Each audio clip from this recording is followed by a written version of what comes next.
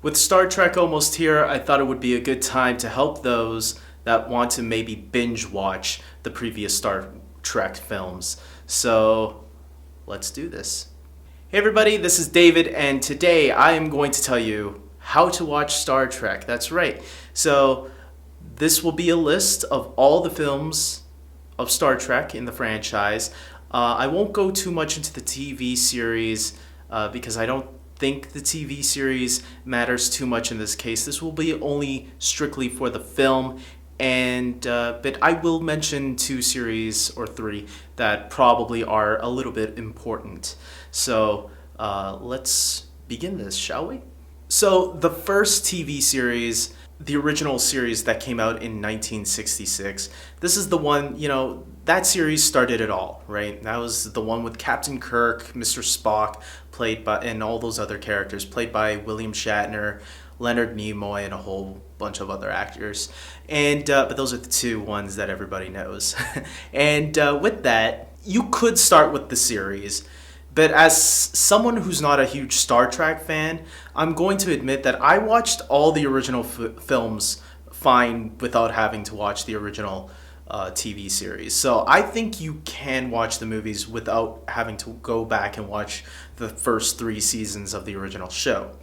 And to me, that says something about the next generation as well. But we'll get to that one when we get through these movies. So it's good that if you watch all the films just in the way they were released. I think that's the easiest way to watch these films. The older films, they're kind of dated a little bit here and there. Some of them are dated. Some of them hold up pretty well, I think. And I will start with the first one. The first film you want to start off with, obviously, is Star Trek The Motion Picture, which came out in 1979. Now, in my opinion, this is probably one of the slower Star Trek films, the one that's really outdated. But it was their first film, and they were just trying things out at the time. This came right after Star Wars, 2 years after Star Wars, the original Star Wars film. And for a first attempt, I guess it was okay. But it is a nice introduction into the Star Trek film series. In 1982, Star Trek II, The Wrath of Khan, was released, and this is what many fans consider to be one of the best Star Trek films of all time. And I gotta admit, especially after watching it recently, I really enjoy this one a lot. It's definitely one that fans hold dear, and Khan is one of those villains that actually started in the TV series. There actually is an episode of the original series that introduces Khan to Kirk and his crew. And if you want to watch that episode, I don't remember the episode right now, the episode title right now. Maybe I'll put the word down here. I don't know. We'll see. But yeah, if you want to watch it, it's in season 1 where Khan is introduced, but I think they do enough explaining in this movie that, because I've never seen that episode and I still really enjoy this movie. I understood that he was a villain from their past. They explained that he was abandoned on this planet and that he's coming back for revenge. So it's kind of a revenge story if you think about it, and it's really well done. By the way, you also might want to remember some of these characters because some of these characters might return in an upcoming movie. In 1984, there was Star Trek III, The Search for Spock, and as the title suggests, I'm gonna try not to spoil anything, but yeah, it's about looking for Spock. Why? Watch the first 3 movies and you'll find out. In 1986, we got Star Trek IV, The Voyage Home. And this is the Star Trek movie that has time travel as part of it. And what's cool about this is a lot of people consider the best Star Trek movies to play around with time travel. And yes, this was the first out of, I think, three movies that have time travel in it. And I've always said this, but if you play with time travel right, it could be really fun to watch. And this movie definitely does it right. It's a very different Star Trek film, not as nerdy as most people might think. They put a little bit more of a comedic spin to it because it involves Kirk's crew going back in time to the 1980s, funny enough, where the movie takes place, 1986. and you see them trying to deal with the culture back then. And it's actually, there's some funny moments in the film. Maybe some people might find it a little bit cheesy, but I actually enjoy this one a lot. In 1989, we have Star Trek V: The Final Frontier. Was this supposed to be the final frontier? Maybe, maybe not. But this was directed by William Shatner, and it should also be noted that it is considered maybe one of the worst Star Trek films of all time. I actually think it's okay. I don't think it's that bad. This is the one where you might have heard references about what does God need with a starship, because they do play with religion a little bit in this one. Whether that's good or bad for some people, depending on what you believe in. I think this is a fine movie. I don't see anything wrong with the story they were trying to tell, but it isn't the best one due to the way it was directed. And I guess William Shatner never went back to the directing chair after that again, because yeah. In 1991, we got Star Trek VI: The Undiscovered Country, and this was the final film to feature the original crew from the original series. This actually closes the door on their book and allows for the future of the series, the franchise, to continue on, because this has a dynamic in the movie where ever since Star Trek 3, Kirk has been wanting revenge on Klingons. And I don't want to spoil the reason why, but Klingons are those weird humanish creatures with like the forehead looking like they have bumps on them. I don't know. Kind of like Predator-ish, I guess. I don't know. So since Star Trek 3, he's been really wanting revenge on these Klingons. And in this movie, it kind of resolves that part of him. And needed to, because when you go to Star Trek: The Next Generation, there is a Klingon as one of the main cast members who's a good guy. And Klingons have always been looked at as the enemies of the Federation. So this kind of brought peace to the Klingons, showing that maybe there is a future with these species, and maybe we can be in peace. And look for a little cameo from an actor from Star Trek: The Next Generation, playing maybe a family member of the past, a relation, a connection there. That's something to keep an eye out. And the reason for that is because The Next Generation was actually already playing by this time. The Next Generation actually started in 1987, so that series had already had a nice start to it. And in my opinion, this is the Star Trek series that I also watched, so it was actually I got to know those cast members and their characters. And as I said before, if you watch the shows, it helps you get a little bit more character development on those characters. Again, you don't have to watch the TV shows, although The Next Generation I probably recommend, because I do think it's worth it. But like I said, you don't have to, so don't worry about it. The movies give you enough details on these characters that you get enough. And the captain's always the most important, and that's who the movies usually focus on. Speaking of The Next Generation, the next movie on the list is 1994's Star Trek Generations. And the cool thing about this movie is that it's actually a passing of the torch type of film, where Kirk is in there once again, but the focus is not on him and his crew this time. It's on Captain Picard, played by Patrick Stewart, who some of you younglings out there might know as Professor Xavier, the older Professor Xavier. And so it's actually kind of cool towards the end of the film, because William Shatner's role isn't that big in this movie. He's shown very briefly in the beginning, setting him up, and then he shows up maybe in the last 40 minutes or so. And it's actually kind of cool to see Captain Kirk and Captain Picard on screen together, kicking ass together, the bad guy at the end of the film, and having them have some little emotional moments as well together. I think that's what I really enjoyed about this one. I know this isn't one of the most popular Star Trek films, but it's not the most hated either. It's actually, a lot of people consider it a decent one. I consider it one of my all-time favorite Star Trek films, but that's just me. In 1996, we got Star Trek First Contact. As you can tell, they finally dropped the numbers on after the original series movies were done, and they just started Star Trek subtitle. And this is probably the best Star Trek: The Next Generation movie. In a lot of fans' opinion. Why? Probably because the Borg is actually one of the villains, the main villains in this film. And the Borg is actually one of the most popular in the entire franchise. They're kind of like zombies in space. So think about that.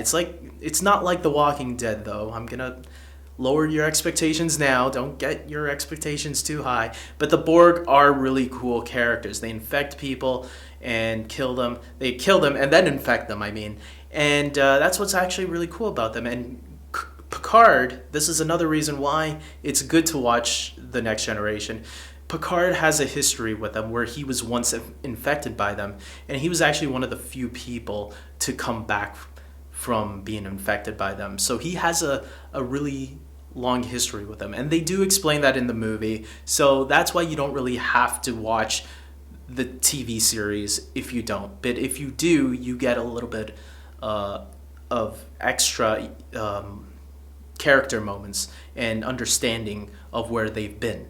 In 1998, we got Star Trek Insurrection, and this isn't one of my favorite ones. I'll just say that. Yeah. In 2002, we got Star Trek Nemesis. I was okay with this one, but this is the one that practically bombed. This was the first real bomb for Star Trek in the theaters. And the one that had the franchise at an all-time, like, where are we going with this now? We don't know.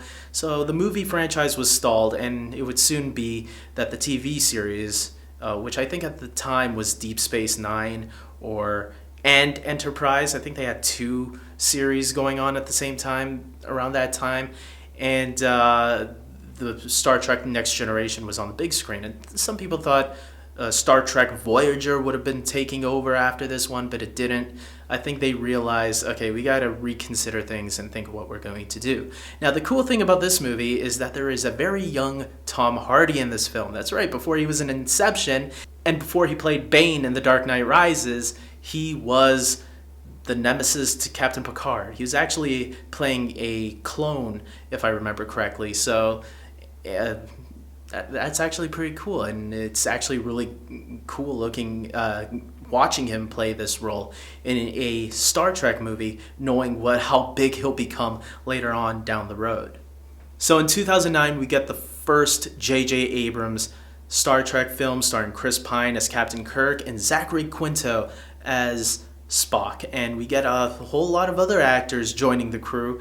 And I gotta say, this was the first Star Trek movie to finally make me say, okay, now I'm a fan. Now I'm a real fan of Star Trek, because this new Star Trek series or franchise or movie was really good. I had a great time with it. Just like Star Trek, The Voyage Home, Star Trek 4, and Star Trek First Contact, which both use time travel in those films.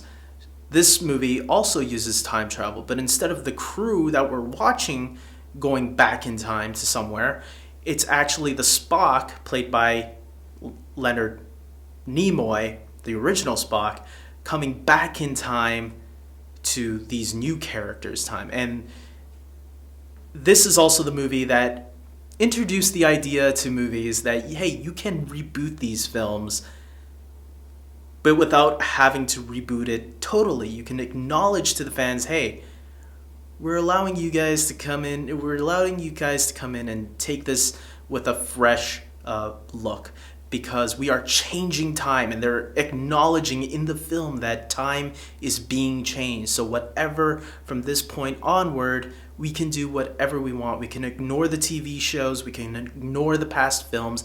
Maybe they've happened in some way or another, maybe not. It's all up to the writers from this point onward on where the stories can go. And this, to me, is probably my favorite movie so far of the Star Trek franchise, as well as the next one, and hopefully the new one coming out soon. The cast is great. I love that Leonard Nimoy was there. Even though I'm not a huge Star Trek fan, I understand the reason on how important Leonard Nimoy is. This is kind of like a passing of the torch again, but instead it's Spock passing the torch to Spock, which is a really cool moment. It would have been cool to have William Shatner there too, but it wouldn't make sense because of what happens in Star Trek Generations. So, love this movie. You have to, if you don't watch the previous films, you obviously have to start off with this one, especially to understand the current film that's coming out in theaters this week. Next, you want to go to Star Trek Into Darkness, which is the second film directed by J.J. Abrams, and this film reintroduces Khan. That's right. Remember Star Trek II, The Wrath of Khan, that I said earlier in this movie? Well, this one reintroduces him, played by Benedict Cumberbatch this time. And this was a really cool one. I know a lot of fans hate on this one for some reason. Hardcore Star Trek fans hate on this one a lot. I think a lot of hardcore Star Trek fans are harder on the J.J. Abrams films more because they don't really feel like Star Trek films. That's what I hear a lot of hardcore Trekkies say.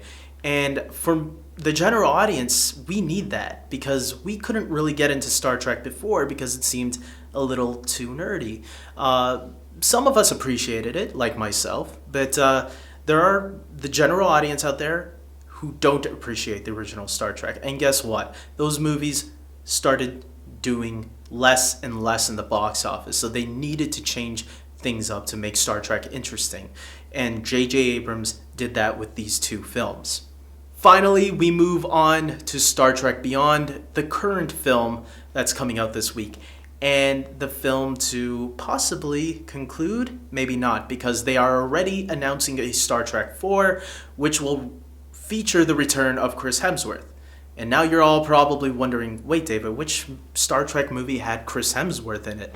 Well, Chris Hemsworth, for those of you that don't know, if you don't know, please do your movie research. And Chris Hemsworth is the dude that plays Thor. That's right, Thor is in these films, or at least he's in the first J.J. Abrams film, playing Captain Kirk's father. And that was actually his first role in American cinema. So that's a nice little thing to point out. Before he was Thor, he was Captain Kirk's father. And so it's already been announced today, funny enough, that he will return for Star Trek 4. How can Kirk's father return if he's... Oh, I don't want to spoil anything, but if you've seen that first movie, you'll already know. So with all that being said, guys, I am ending it here. Star Trek Beyond hits theaters this Friday. Can't wait. I already got my tickets. I'm going to be checking it out, and I'll have a review up for sure. And with all that being said, subscribe to my channel if you haven't already. Like this video if it was useful to you or if you liked it, and if you agree with me. Comment below if you want to talk more things Star Trek, because I'm not the Star Trek expert, but I do know the order that people should watch these movies, because I do pay attention to the films and some of the TV shows. And with that being said, guys, check out me on Twitter, Facebook, and check out my podcast. Maybe I'll do a spoiler review on my podcast. And with that being said, take care. Live long and prosper. I can't do the Spock hand thing, so